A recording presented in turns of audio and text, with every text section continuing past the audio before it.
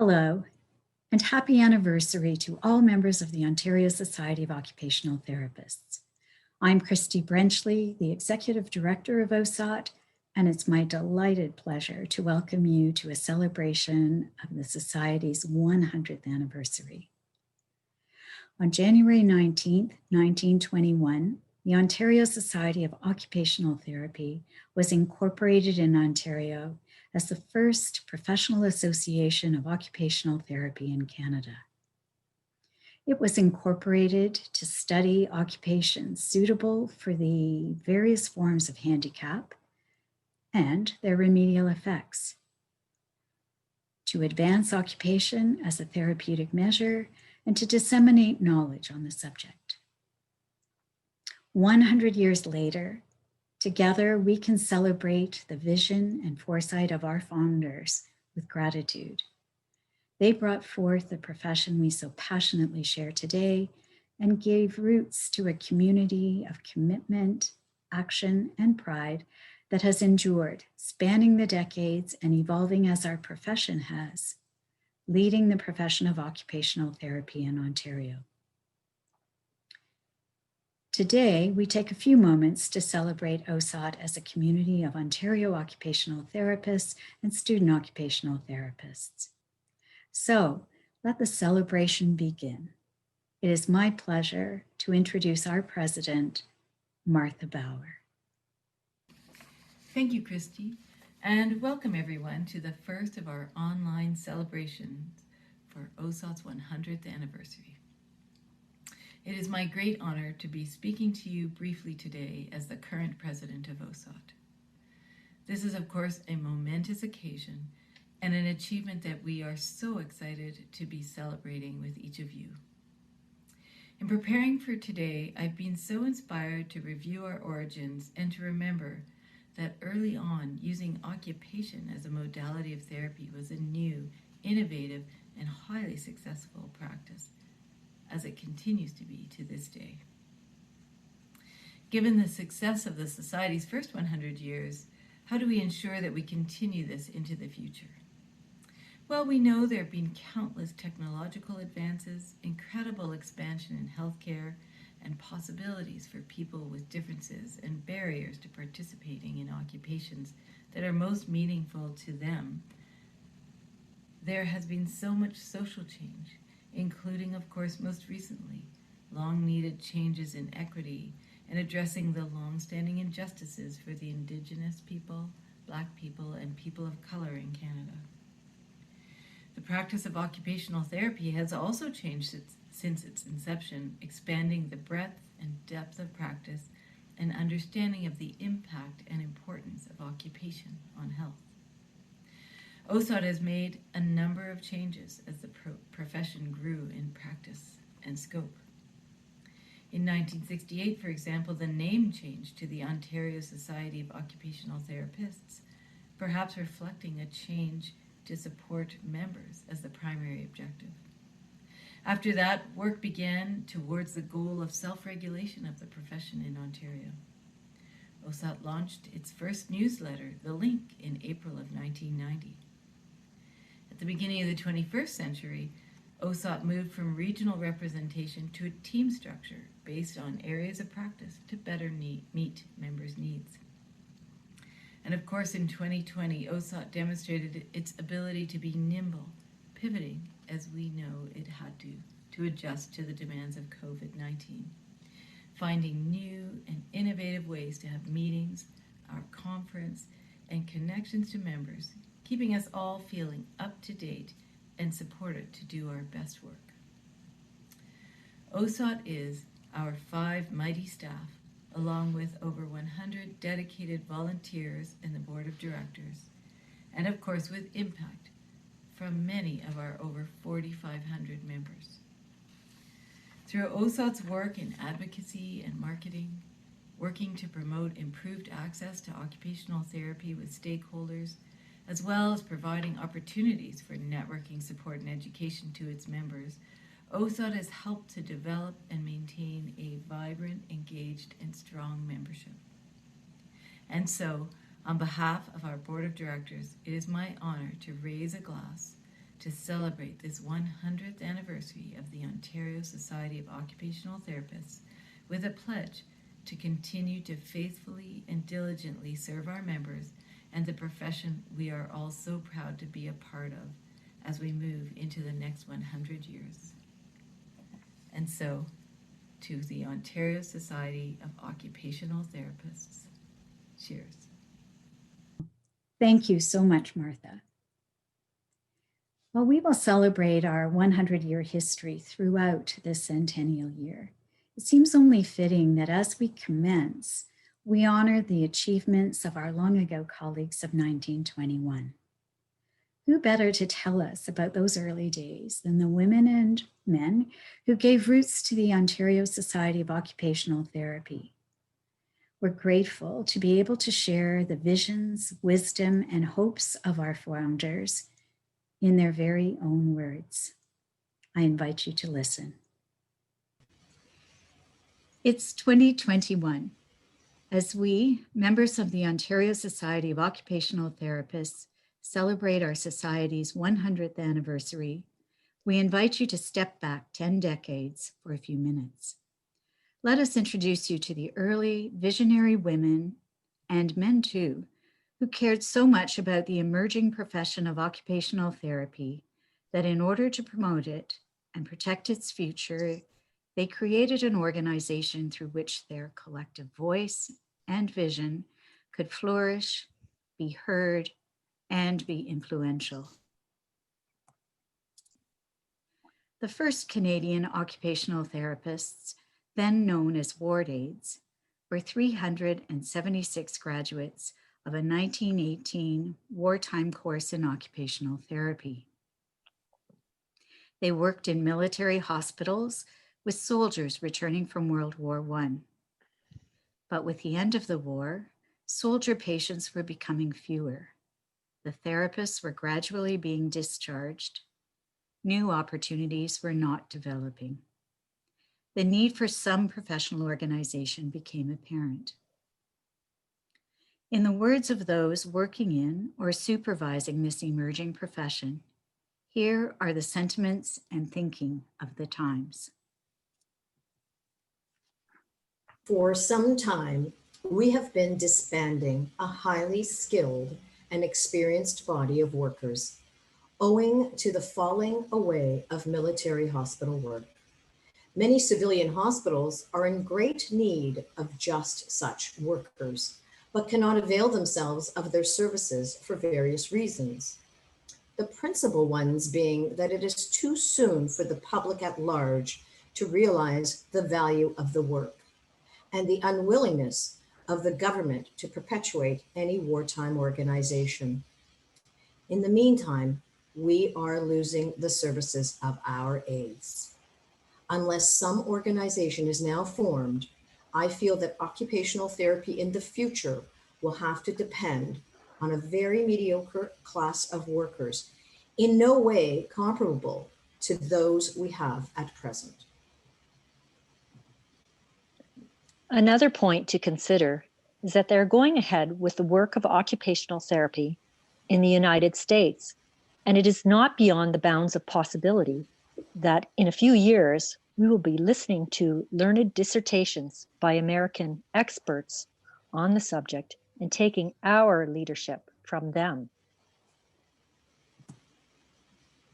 There is one other thing that will hurt the work, and that is the ideas of some hospital authorities who would relegate the aide to the position of an undergraduate nurse.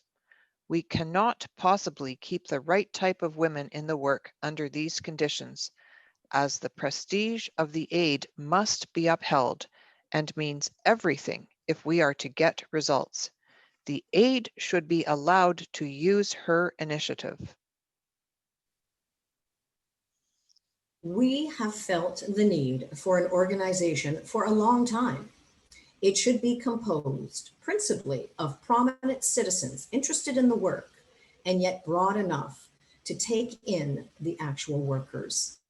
This would form an ideal foundation for the missionary effort necessary. In October 1920, Cards signed by a provisional secretary were sent out for a meeting to be held at the University College Women's Union.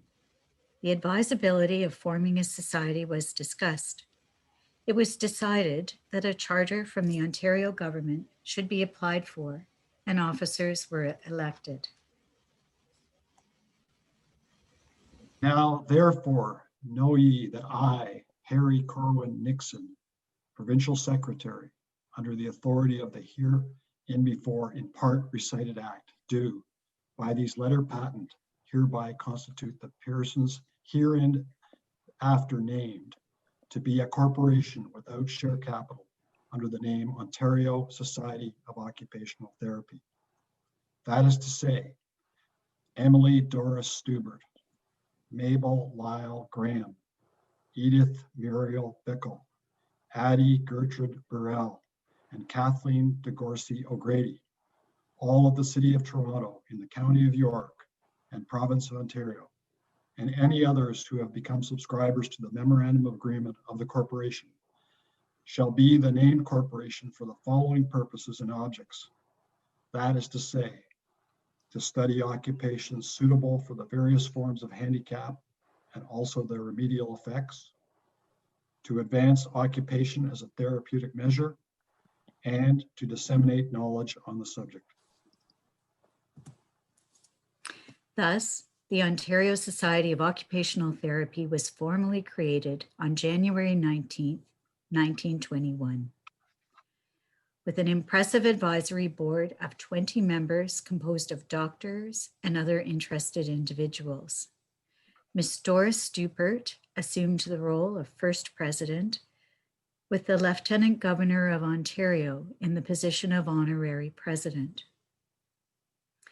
3 months after their incorporation, the first report of activities and goals was presented to an interested audience of over 300 at Government House. Your Honor, Mrs. Clark, Mr. Chairman, ladies and gentlemen, one of the chief difficulties has been that in this country, outside of the military institutions, little thought has been given to the value of occupation of mind and hands as a means to health. With reference to the future of occupational therapy, it is our hope to see it established in all institutions caring for those either physically or mentally handicapped across the Dominion. To establish a thorough course of training, preferably in connection with the university. To see the development of central workshops in all larger cities. To focus on treatment to cure men and women disabled in civilian life. To send out traveling aides who will give courses in smaller towns. To see the work be gradually extended to preventative treatment so that many of the men and women who would otherwise lead unhealthy and uninteresting lives which lead to insanity and disease may be afforded opportunities in the realm of art to widen their interests. And so it was that the Ontario Society of Occupational Therapy of the time set about achieving their goals. One outcome was the Occupational Therapy Curative Workshop, which opened in November 1922. In the beginning, the Curative Workshop was almost entirely financed by the Toronto branch of the Occupational Therapy Society. The aides worked strenuously to raise enough money for this express purpose. Bridge and garden parties, theater nights, and bingos were early initiatives of the young society. My name is Dr. Goldwyn Howland. Visit our workshop, the Toronto Curative Workshop at 331 Bloor Street West, and see what we are doing. We are anxious to see insurance companies, accident insurance particularly, realize the value of occupational therapy in helping towards restoration of health. Have you made your will? If not, be original and remember the Occupational Therapy Association. To the President, the Ontario Society of Occupational Therapy. Dear Miss Delaporte, we have pleasure in sending herewith from the Hiawatha Club, Center Island, 4 dozen cups and saucers, 34 knives, 48 forks, and 6 dozen teaspoons as a donation to your new occupational therapy workshop. Wishing your new venture great success. Sincerely, Alice Eastmuir, Secretary. The Curative workshop not only flourished, but in time gave evidence for the value of the work. In 1926, a program in occupational therapy was established at the University of Toronto. It became a tradition of the Society to honor graduates with a badge for their uniforms. Let me tell you the story behind the badge. Its significance is sufficiently obvious. The triangular form is representative of mind, body, and spirit. The clenched fist holding a hammer and resting on the bar signifies the nobility of work. Behind is the rising sun, the whole being emblematic of the nobility of work, lighting up mind, body, and spirit, which broadly speaking is the vocational idea, not only of the ward aides, but of all our work. And then there was the famous green uniforms associated with early occupational therapists. My name is H.E.T. Haltane, Professor Emeritus of Mining Engineering, University of Toronto. I have been asked to say a word about the origin of the green uniform. Ottawa sent us down a brown cotton Mother Hubbard, sorry of an affair, with some letters in red put on by a sewing machine. Horrible. The committee in charge of training shopped around Eaton's, Simpson's, and others who designed various kinds of uniforms. We paraded models, blondes and brunettes, in these before returned men and some ward aides, and they were met with general dissatisfaction. Something had to be done, and here was my contribution. On our staff was an architect who had that combination of artistic and practical sense that characterizes a good architect. He came back with the design of the green uniform with some red that you younger therapists have never seen, but it was the forerunner of the drab affair you now have. Forgive me. It was bright, it had military cut, it attracted the sick man. It was not hospital, and it was not discipline. It worked. It suited those days. The girls in green, as they became known, the early founders and members of our society, were likely an intrepid collection of women that worked with passion to spread the word of the value of occupation, the importance of their work, and the need for funds to make it available in a healthcare system long before it was ever funded publicly. Just as today, they had challenges promoting their profession. However, when able to demonstrate their work, the value and their outcome was compelling, as is evidenced in this early radio spot. This is B.K. Sandwell, editor of Saturday Night. Welcome to the radio broadcast. Come with me and see this man, well on the brighter side of middle age, whom some accident or illness has deprived for months of even the power to move himself about, and for whom hospitalization, surgery, and medicine have done all they can. When they discharged him out, he was just able to move himself around in a wheeled chair. Watch him day by day as he finds himself getting more and more mastery over his muscles and his nerves. See his triumph at the completion of his first really important job, and his even greater triumph when he learns that it has been sold for a substantial price, and that he is back in the world of production and activity again.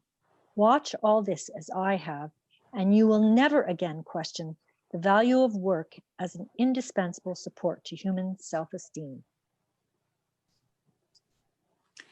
As we celebrate a century of our profession's history, to our early occupational therapy sisters, we owe much gratitude, both for the roots of an association that has endured and 10 decades later remains vibrant and robust, and for the leadership and vision that propelled a fledgling profession forward to recognition. By example, they have inspired us.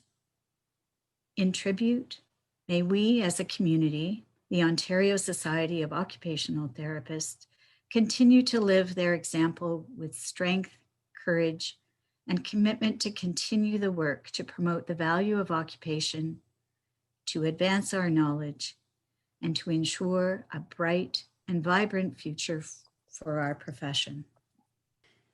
And now, it is my great pleasure to share that we are truly honored to welcome to our celebrations the Honorable Christine Elliott, Ontario's Minister of Health. Hello, everyone. I'm Christine Elliott, Ontario's Deputy Premier and Minister of Health. I want to extend my sincere congratulations to the Ontario Society of Occupational Therapists on your 100th anniversary. Over the past century, occupational therapists have played a critical role in our healthcare system. Since the early days as ward aides during World War I, treating veterans suffering mental and physical injuries from the horrors of war, you have been there for us in our time of need. Today, Ontario's 6,500 occupational therapists face a very different set of challenges on the front lines of the COVID-19 pandemic. Across our healthcare system, occupational therapy is necessary to ensure that older Ontarians can age well at home, that children and adults with complex needs and disabilities can fully participate in their communities, and that people can rebuild their lives after significant health events. Your efforts help patients across the province advance on their road to recovery and live with dignity and independence at every step in their journey to wellness. Now more than ever, occupational therapists are critical to Ontario's COVID-19 response and recovery, and our government is proud to call the Ontario Society of Occupational Therapists partners in our healthcare system. Thank you for helping to build healthier communities every day. And once again, congratulations on your centennial anniversary. Thank you so much, Minister. We are so very grateful and honored to have your words of appreciation and recognition.